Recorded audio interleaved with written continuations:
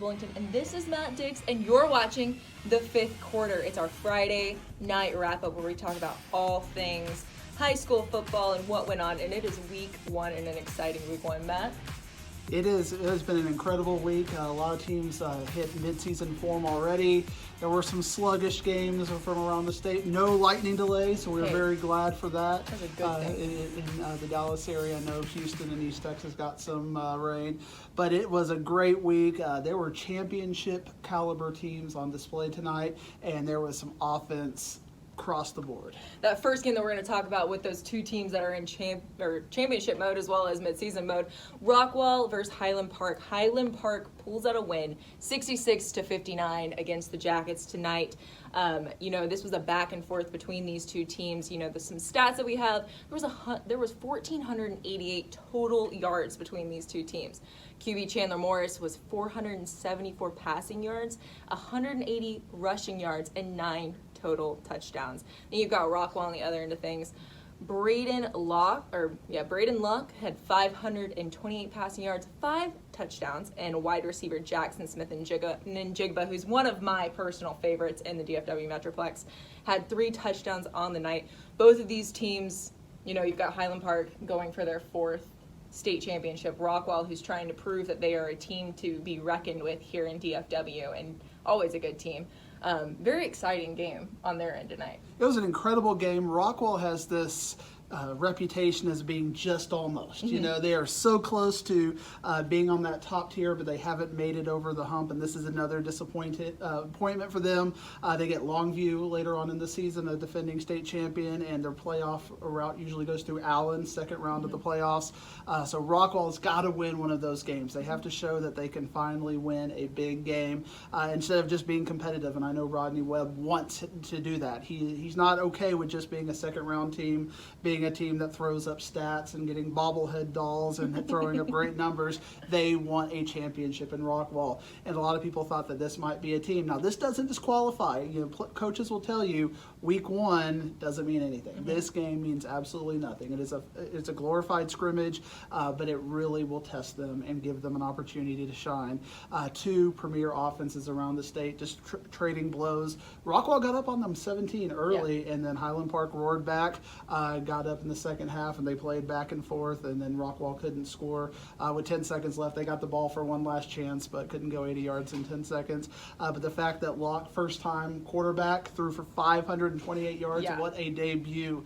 5 touchdowns. That is something you will remember. Obviously, Chandler Morris experienced. Mm-hmm. He's a state championship quarterback. But Braden Locke, first time, and obviously did not show any jitters. It's kind of almost a mirror of what happened last season in this game. Right. Comes down to that last quarter, and just Highland Park kind of tipping it over the edge by the end of it. But you were at a big game tonight. I was at a big game as well. Aledo, defending state champion, against Denton Geyer. Again, one of those back and forth sort of games. Denton Geyer, you could tell last year they lost to Aledo first week 40-0. Mm-hmm. It was an embarrassment. John Walsh is one of the biggest competitor coaches I've seen. He is fired up. He is someone that if you play him in fantasy football, you might get punched in the face. He's fired up, and I love Coach Walsh for that reason. But he wanted this game. You could tell that they were coming out, they were singing and they were dancing, and they wanted this game. They wanted to show Aledo. They wanted to go into Aledo's home and beat them. It's hard to beat them. It is hard. They've had 2 losses this decade. Mm-hmm. One was against a nationally ranked California team, and the last Texas team, everybody might know a quarterback by the name of Baker Mayfield walked into Aledo, and Lake Travis beat Aledo. So back and forth sort of game. Denton Geyer basically threw out the rules. They went for 2-point conversions. They went for onside kicks just about every single time. Both teams, the final score was 60-57. Both teams scored 8 touchdowns. But the difference in the game was the fact that Denton Geyer converted 6 of 8 2-point conversions. Oh my, that's not something you hear very often. No, they tried 2 extra points and they missed them both. Mm-hmm. And the other 6 times they went for 2-point conversions. Cadrick Cobbs got all 6 of them. Wildcat swinging gate, and when you can do that, it makes coaches hard to defense against you, mm-hmm. because now you have to chase points. And if they can consistently get 8 to your 7, you have to try to match them, and you may not have been prepared to do that. Now, obviously, on tape, there's going to be coaches are going to be ready for it the next couple of weeks. They'll be at the Cotton Bowl next week in the Classic over there. But Denton Guyer is a very, very good team. They had a lot of big stats. We had Cater Cobb's 22 runs, 220 yards, 2 touchdowns. Seth Metter, the wide receiver, four catches for 162 yards, and 3 of them were touchdowns. So pretty much when he caught it, he was going to the end zone. And Eli Stowers only had to throw the ball 14 times, very efficient, completed 12 passes, 285 yards, 5 touchdowns. Just an enthusiasm. I don't know if you like bits in the football games, but when they won, when the final seconds went off, the powder went up in the students section, and it was a party. You would have thought they just won the state championship. I love that. I mean, to them, though, that is almost like winning the state championship. To have going from 40 to nothing loss last year to, being a completely different team this year, just about. The one thing that we talked about with John Walsh during the 7-on-7 tournament was that this is a team that he finally has a bunch of returners, and he's going to have them next year, too. Yeah, Eli Stowers is a junior, and the passion you saw in that game week 1, where they wanted to go and they wanted to say, we're going to make a statement. We're going to go to Alito's house, and we are going to beat Alito in their house, and that is going to be the tone they're going to set, is going to serve them well when they get to district, have to play teams like South Lake Carroll, and then get in the playoffs. One of the hardest Region 1 routes that they have to go through is a tough region. Might have to play South Lake again. So you saw Coach Walsh set the intensity. You said you talked to him on 7-on-7, and he was thinking about that then, that he was happy he had the returners, and they had this game circled, and they made a statement tonight. I mean, the one thing that Tim Buchanan did say as well is that it's a kind of a depleted team. I think they lost almost like 40-something seniors last year, so they're kind of having to rebuild on the defense and the offensive side of the ball. They do, but the players they had, Jake McClellan got his 100th touchdown. Oh, and boy. Think about that, 100 touchdowns in high school football. And he scored 5 touchdowns tonight. That is just incredible. 27 runs, 126 yards. Jake Bishop, 22 for 28. So, I mean, you could talk about Alito and with the same platitudes that they were ready. They were fired up. Imagine you have Coach Buchanan, who had not coached in years. He went to the AD role. I think the last time he coached, my brother was still in high school playing for him. And this is the game he got thrust into at home against Denton Guyer in a crazy atmosphere. Certainly not scheduling a lower team to get ready. He went straight into the fire. Most definitely. So we're going to change gears a little bit. We're now going to talk about the team that just missed it, just by an inch. Allen is coming out and ready to show that they are a top-tier state championship team, and they came out and almost rolled over Cedar Hill tonight. The final score was 41-28. Allen has a lot to show. As I said, they lost to Duncanville last year. Just a complete gut-wrencher. I mean, the number 1 team in the country, and they lose to Duncanville, the team that they thought they were going to have an easy time against. And they can't pull it out right there at the end. Yeah, it was an incredible game because Duncanville got out on them big early, and then they came roaring back, and that's just the kind of football that Allen plays. They don't give up. They won their 44th straight game, Tom Landry Classic. They got the win at home, and they're going to be playing a Houston team next week, Dickinson. Yes. We talked about in our pre-show meeting, and that's going to be a fun game. But Allen is just a machine. Definitely. I mean, but they have some big spots to fill. Grant Tisdale's gone. Theo Weiss is gone. And they have a new quarterback that his first game was tonight, Raylan Sharp. He had 4 touchdowns for the night, including he started off the scoring with an 88-yard touchdown to get the Eagles going. That's got to be a cool moment, Right. New quarterback in his first game ever for playing varsity gets to kick off the season with it being his touchdown that he's got. Especially when you've got something to prove this year. Sure. And the thing when I talk to coaches about Allen, it is constantly their depth. That you cannot wear Allen down because their second teamers are very good, their third teamers are very good, and in district they get a lot of reps because their coaches believe in getting all the players in. When you have a 7,000 student high school, you're gonna have some football players who want to play on the varsity. So they're very good at rotating.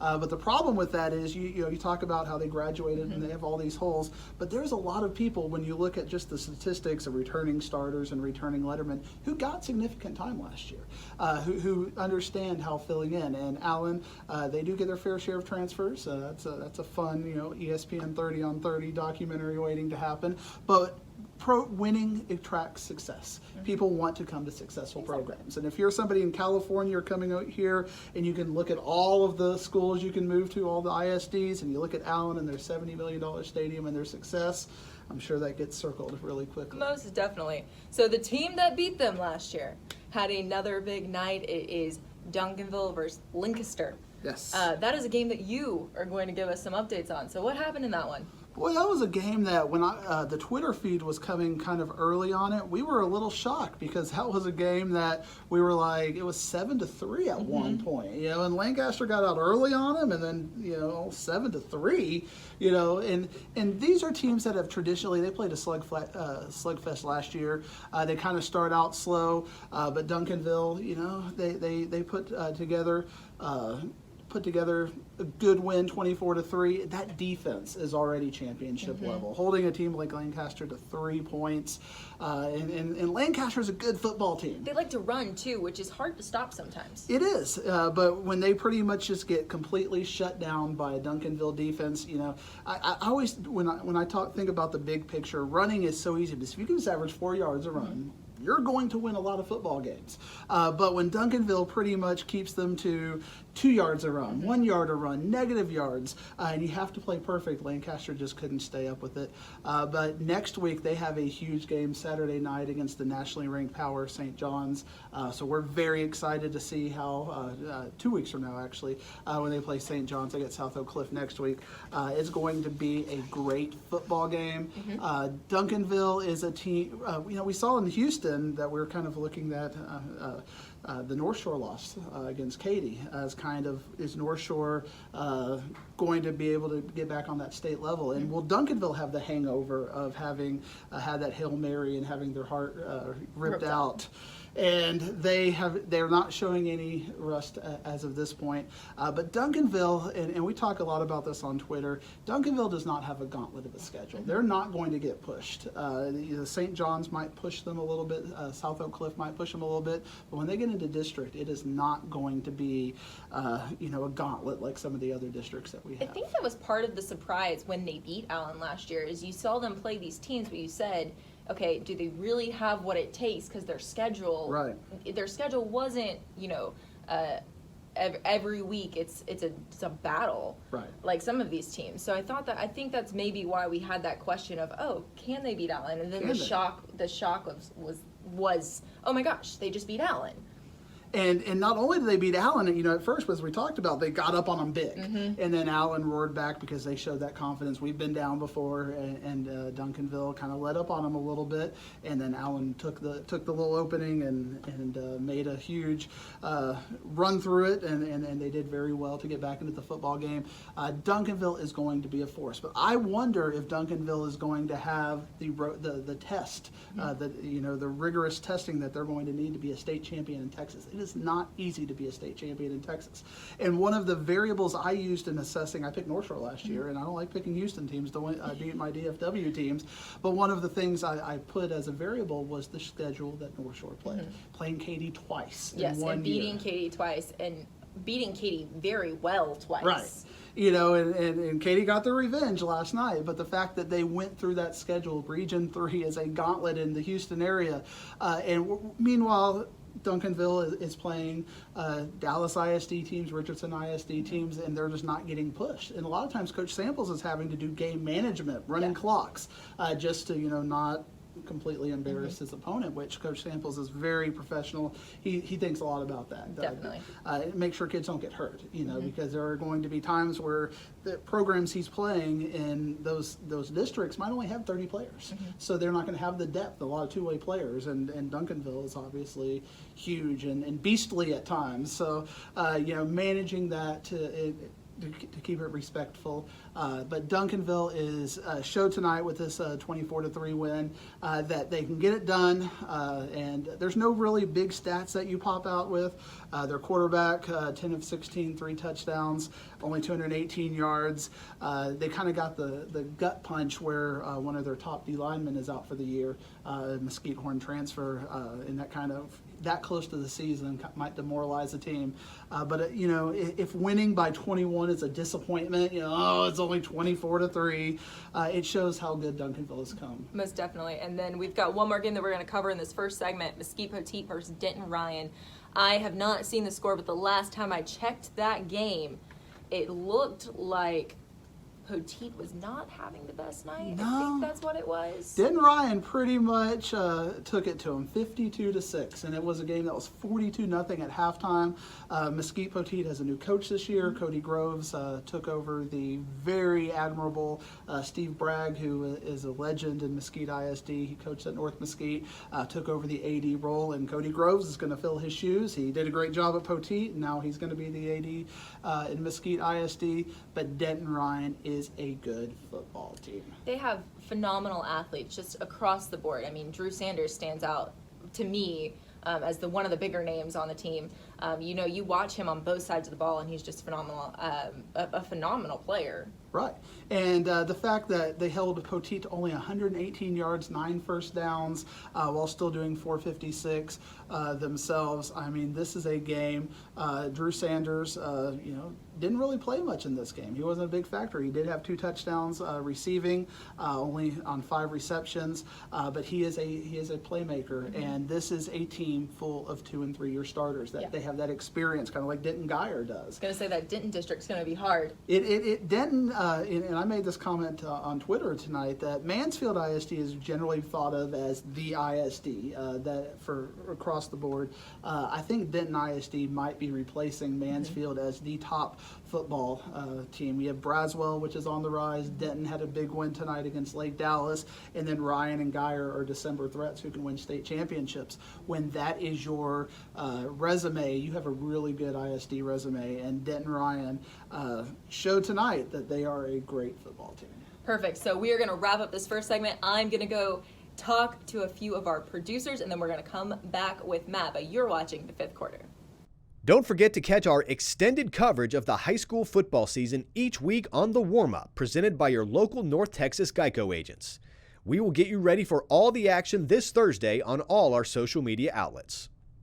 Okay, so we are in the game day hallway. You can see our basketballs and our footballs that we have people sign, and we're getting these cool new little things put up there so you can see whose bobblehead they won with their ball. It's one of my favorite parts of this office. We're gonna go talk to our producer, Jerome, now. Jerome, what's up?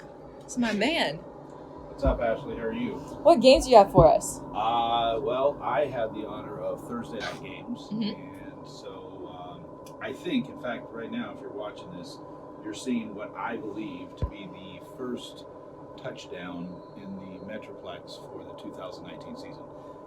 Eaton Eagles, boy, what an impressive team. I think they're going to be pretty good this year. They seem to have it going on all facets. Great quarterback play. They had a phenomenal running back, scored touchdowns, but defensively, that team got after it. Brewer, who is coached by former DeSoto coach, won state championships, did not get more than 35 yards rushing. So not a great showing by Brewer, but a great showing by the Eagle defense for Eaton. Do you want to show us that first touchdown in the Metroplex one more time? Yeah, I'll show you that, and then I've got one more that I got to brag about my boy, Stone Eby here in a second. This is, like I said, third play of the game. Nice long touchdown to put Eaton up really for good, because they look defensively. My second game that I went to was Flower Mound versus Fossil Ridge, and boy, tell you what, watch out for this guy, number 5 for Flower Mound. You know, they've got a couple of really great offensive players in the backfield there. One who won a bobblehead last year. Blake Short. Yeah, Blake Short. Short had a phenomenal game, over 300 yards passing, at least 4 touchdowns. Checked the stats. I think they got the stats wrong and gave him a touchdown that should have gone to his backfield mate. But I got to show you this series right here, because my boy Stone Evie gets into the backfield. Very next play, after he gets a sack, watch what he does here. He blows up. Whew. It recovers the ball only about 7 yards out, and then of course there you go, Short Makes another touchdown pass. I like it. Flower Mound is on all cylinders already. Awesome. Well, thank you, Jerome. We are going to take another quick break and go back with our man, Matt Diggs, and then close out the show with the producer of Wingstop Inside High School Sports, Ward. Watch Inside High School Sports to catch this week's MVP, brought to you by GiveMeTheVin.com. These MVP athletes make it look easy, just like GiveMeTheVin.com makes it easy to sell your car. Welcome back to the 5th quarter, and we're back with my good friend, the professor, Matt Diggs. Thank you for having me. I did not get fired during intermission, so I'm excited about that. No, you did not get fired during intermission. I even brought you back for your own segment, which I'm we still have to excited come up with about a it. name for it. You know, you can vote on Twitter, on social media over the next week. Maybe we'll figure this out. We will put up some kind of poll for this.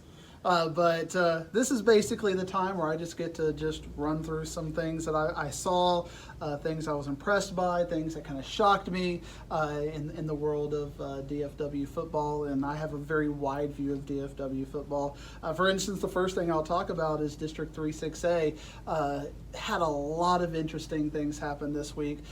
For me, a couple of the interesting things, San Angelo Central, which is a team that, well, it's a DFW. Why are we talking about San Angelo Central? Well, we got to know about them because we play Abilene and San Angelo Central in this district. So Trinity, Bell, and That district is so weird. it is definitely the UIL had an interesting realignment time. And we'll talk about realignment coming up in October, because that's going to be a big thing to get into as we start to figure out where all the pieces are going to fall for the next 2 years. But to me, San Angelo Central was a favorite in this district, and they lost by 30 to Killeen Shoemaker, and they were thought to be a 3-touchdown favorite in that game. If you go by the power polls and whatnot. Since Killeen and San Angelo Central are not in my understanding area, it's not like I can go see them scrimmage. To me, it was a shock to see Killeen Shoemaker win that game. Most definitely. By 30. A huge upset. One of the great stories last year was Haltom. Yeah. Haltom had a great run, lost to Tascosa in a very cold football game in December, but it was a fantastic football game. They kind of self-destructed in that game, but they were widely thought of as a team back, could contend against Trinity for district this year. And they lost to Saginaw, a team they beat by 60 last year. This is the game that they won by 60 last year, and they lost. They let me blow the buffalo horn last year when I went to one of their games. I begged. That is an honor. I begged. It was so cool. I love Haltom. So that makes me sad that they lost their first game. Some people for another Cinderella run for them. You know, it's still early. They can still have that run. Some people do mascot picks, but when you get to actually be part of that, I think you're cooler. One thing I'll never forget for sure. One thing I'll never forget as a Plano East alum was last night in overtime, LD Bell with a huge win over Plano East, 27-21. It was a game that Plano East should have probably won handily. Then it was a game that Plano East had no right to be in it. They were down 21-7 with about 5 minutes left in the game. They got 2 late touchdowns, went to overtime, but then LD Bell took advantage of a roughing the kicker penalty in overtime to get a second shot, and they scored a touchdown. That is a huge win for Coach Mike Glaze, and you got to be happy for LD Bell. Definitely. LD Bell has been widely thought of as the stepchild of HEB ISD. They're a team that, they just, everybody, it's Trinity, and, well, Bell's got a great band. That's what people say, Trinity and Bell's great band. But now Bell had a win, and when you look at the district with Abilene losing, Haltom losing, San Angelo Central losing, Trinity with a very uninspired performance, now all of a sudden LD Bell can look at these results and go, what about us for the 4th spot? And I am a big fan of when a team is not competitive for a while and they get a chance to make that underdog role like Haltom did last year. So I'd love to see LD Bell. It'll make my Plano East heart feel better if they make the playoffs as well. So saying that Trinity is a little lackluster in this office is almost a sin. Well, half this office went to Trinity, and then we have a very big LD Bell Trinity rivalry in my household. My mother went to Bell and my dad went to Trinity, and my mother every year when this game comes around says, well, there's another year. There is you never know what can happen, and we'd probably have to ask somebody who knows. It's been a while since Bell's beat Trinity. I don't know how long. It's been decades since that has happened, but hey, you never know. You never 22 know. years, if the people glaring at us are accurate. So hey, you never know. They're definitely glaring at us for sure. Arlington had a nice win over Jesuit. To me, Arlington had a very interesting situation because their quarterback, who led them to a really good run last year, they also lost to Amarillo Tascosa. I'm not very well liked in Amarillo. I don't know if you know that.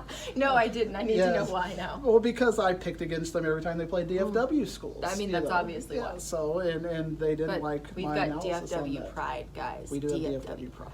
But they're very prideful in Amarillo as well. Who knew Amarillo is not known as the hotbed of football? And we are known as the hotbed of football. And Tascosa did beat Abilene tonight. But Arlington, their quarterback, very good, but he was thought of as a recruit on the defensive side of the things. So he moved over to be quarterback fully now. So I was wondering how Arlington would respond to that, having their best player who was quarterback. Quarterback's a pretty big deal in football. Yeah. Going to the defensive side of the ball and having a new quarterback come in. I mean, Arlington's one of those schools too that last year they didn't lose a game until they made until it was in the playoffs. Scott Peach is a phenomenal coach on top of that, and they're kind of trying to fill those couple of holes with Seth McGowan moving to the defensive side of the ball. He's also a phenomenal broadcaster if you've ever seen his work. So I haven't. Scott Peach, you want to come on the show? If this doesn't work out with me, you can have Coach Peach. How about we have both, and then you can get rid of me? No, I'm kidding. You can't get rid of me. I'm sorry. No. But Coach Peach, open invitation. It may be December till you get to play. You could even maybe we could call it. I don't know. We'll work something out, Mr. Peach. A couple other huge upset with state ramifications. Arlington Martin beat Lake Travis 35-14. Okay. Lake Travis. Okay. Yeah, that's worth talking about. A lot of people give Arlington Martin, they're kind of, they've moved from that top tier in Arlington. It used to be Arlington Bowie and Arlington Martin as the top two, and then Arlington and Arlington Lamar were kind of fighting for third and fourth. Now that's kind of flipped over the last couple of years. This is a statement win by Arlington Martin. Yes. Well, not only that, but Arlington Martin, they have. I was doing a piece for Inside High School Sports. We do this new thing for our 25th year anniversary with flashbacks. They've got some good players that come through Arlington Martin. Sure. And Arlington Martin has had big players, and their quarterback this year had a heck of a night. I can't think of his name offhand. Names are not my strong suit. Okay. Words are not my strong suit either. I butcher names. I apologize now for any kid's name that I butcher. But the fact that they could beat Lake Travis as convincingly as they did, his last name is Card. See, I get the thoughts that come back to me as I talk. Huge win for them. And I actually want to go back to another thing. See, H Card is what I get in front of me. Well, at least his name's Card. We do know that much. We got that. I'm going to figure you out real quick while I talk about another game that we should have talked about in 3-6A, Weatherford. What do you know about Weatherford? So I know they're the Kangaroos. They are the Kangaroos. And I used to live in Weatherford. That's about all I know about the Weatherford area. They have a song about we are the Fighting Roos. Okay. And, I tend to see Roo stuff all around the Metroplex. I'll be like, oh, that's Weatherford. But I couldn't tell you much about their football team. And honestly, their biggest accomplishment has been the fact that about 8 to 10 years ago they beat Aledo. and Aledo won the state championship that year. And I have this thing I call a moral state championship. And the moral state championship is if you beat a state champion, but you don't win the state championship. Then you're morally the state. I like it. You can say, well, if things would have gone different, we beat the state champions. And Aledo went 15-1 that year. Their only loss was to Weatherford. So Weatherford could say, we were the moral state champions How long that year. ago was that? It was 8 to 10 years. It wasn't too long ago. It was. I was probably still in high school, maybe around then. Maybe I was just graduated, something Well, you probably like that. block that out. You know, when you It's- lose to it's Weatherford, it was the Battle of Parker County. But they beat Granbury 81-40. And their running back, Des Forrest, had 9 touchdowns, which, according to the Twitterverse, is the most since 1941. Yeah, so the last time that 9 touchdowns, ooh, I have that somewhere. You keep going and I'll come But back yeah, to 9 this. touchdowns. So Weatherford, 81-40. Ken Seals. There's a fantastic piece in the Star Telegram about Ken Seals and his training regimen. I believe he's a Vanderbilt commit. So Weatherford might have something to say about this 3-6A race. Arlington Lamar was tested by Trophy Club Byron Nelson, and they only won 28-27. To me, that was a surprise. I had Arlington Lamar as a prohibitive favorite in that game, but Byron Nelson is a very gritty team. They've beat Trinity and Geyer a couple of times in the last 3 to 4 years, so they're a team you cannot take for granted. I think Lamar might have taken them for granted a little bit. 8 touchdown passes is a state game single record. Was that 8 touchdown passes or how? What? It was runs. Okay. So he had 9 runs from scrimmage there. So. Well, we know that it's some kind of record. So yeah, it is. You can score 9 touchdowns in a game and put up 81. That is worth. Remember the year that Aledo put up like over 100 points in that one game? It was bad. And they got. I think it was against Western Hills, and they didn't get 100. It was like 90 though, and It's close. And it came out that maybe they were bullying, and then there was a whole thing about Aledo and bullying, and but you know the coach, Western Hills Coach Naylor at the time, he came out and said. This is football, you know. This is football. He didn't say, you know, they need to take it easy on us. He kind of said, I need to go out there and put a better team on the field, and we need to do better than that. So. Kind of diffused a little bit of that controversy, but the media loved getting in that. Oh, Aledo put up 90 against this team. We're hound dogs. Well, the media people. Yeah, we can be, as we saw with the Plano and El Paso situation, which we'll talk about next week because Plano plays El Paso on Thursday night, El Paso Eastwood, and there was a whole controversy this past off season about that game, and we will have good talk about that next week. Perfect. Keller lost to Abilene Cooper 21-20. That was a game they had a chance to win, but missed a 2-point conversion with 20 seconds left. What are your thoughts about going for 2? Are you a fan of going for 2, or are you a fan of get the game to overtime? I think it depends. You can have 2 kinds of people. You've got the guts, like no guts, no glory people, and you've got the okay, let's just get to the next play person. I would have probably been on the more conservative side of things because I would rather have the opportunity to go into overtime. But I know plenty of people that are no guts, no glory, and would go for 2. When Keller, they were no guts, no glory, and they got the L tonight for that. Keller, we're sorry. Yeah, we need a fail horn. I need like a dun dun dun dun. I will find you one of those. Yeah, we will need that go. for, Maybe we'll get the dunce button from Staples or something. I'd love that. I will make sure you have one next week. I promise. It is done. You heard it. I've made the promise. I will go get it now. Yeah. Another huge game. Hebron against Plano. Hebron got up against Plano 46-6. Twitter was exploding over this game. Plano made it respectable in the second half. They still lost by 27. But Hebron looks to be a very good football team this year. So Hebron's one of those teams this year that everyone thinks because the big name, Trajan Bridges, is gone, that they're just going to be flat.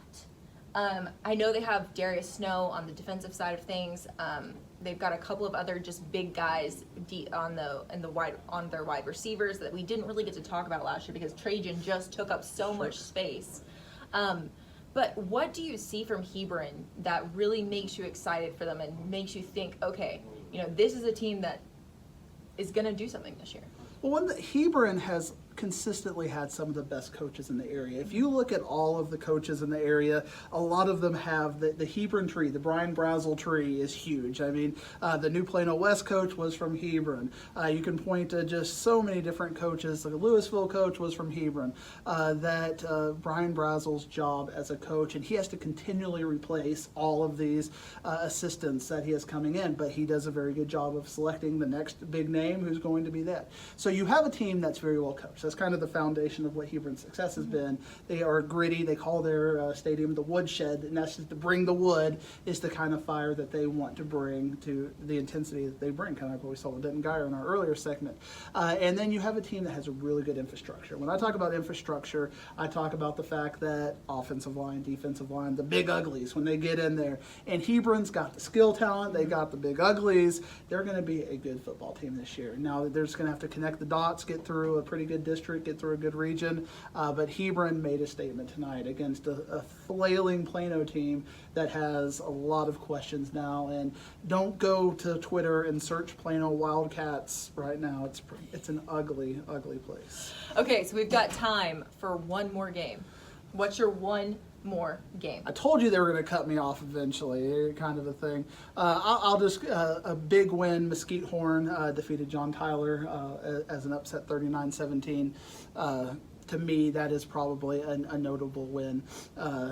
Mesquite Horn is a team that went 0-7 last year and made it to the third round of the playoffs. And that, to me, to get a first win against John Tyler, kudos to our friends in Jaguar country. Awesome. Well, thank you so much, Matt, for joining us for the first episode ever of the fifth quarter. Fifth quarter. Right there. We are going to go meet the producer of Wingstop Inside High School Sports right after this break. Watch Inside High School Sports to catch this week's Inside Story, driven by your helpful North Texas Honda dealers. Stop by your local North Texas Honda dealer today to get help with a great deal on an award-winning Honda.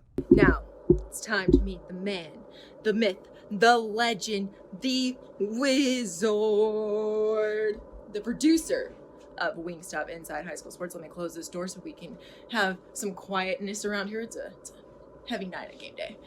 Hello, What's Ward. happening, Ashley? How's it going?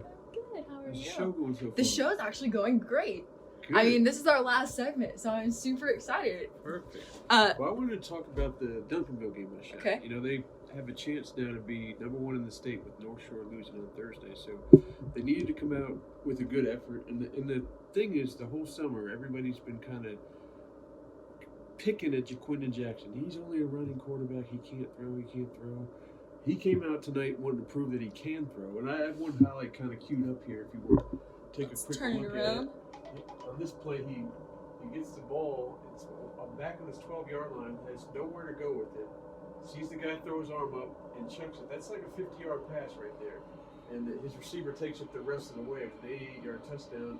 He made sure at the end of this game, he threw for about 200-some yards and 3 touchdowns. And he made sure after that third touchdown, who can't throw now? He's yelling in the game, who can't throw now? I love it. So they won that game 24-3, and they're most likely going to be the number 1 team in 6A next week because of like I said, the North Shore loss to Katy. So we'll have more highlights of him this weekend on the show at 6:30. It's High School Sports. What else? What other games are we going to see? We're going to see DeSoto Permian. We're going to return of Claude Mathis. He was very excited in the locker room. That's going to be some good sound to see too as well. And we're going to see, of course, you talked about the Highland Park Rockwell game earlier. That one and the Geyer game against Alito were just outstanding. We're going to give them more time to show more of their highlights because the thing was just ridiculous. I have a lot of Thursday night action. We're going to have our flashbacks is going to be of Joey Florence when he took over Ryan in the year 2000. He took a 1-9 team, went all the way to the state title, and turned that team into a perennial power. So that's going to be a nice flashback. And then we have a nice story on the Reedy football team. You were there with me on that one. Was super fun. They went to appreciate their band by giving them free ice cream. So that was a pretty sweet thing this past summer during the hot 100-degree heat. It was miserable out there. It was miserable, but the ice cream seemed to cheer them up a little bit. So we're gonna have a lot of stuff. I need y'all to tune in.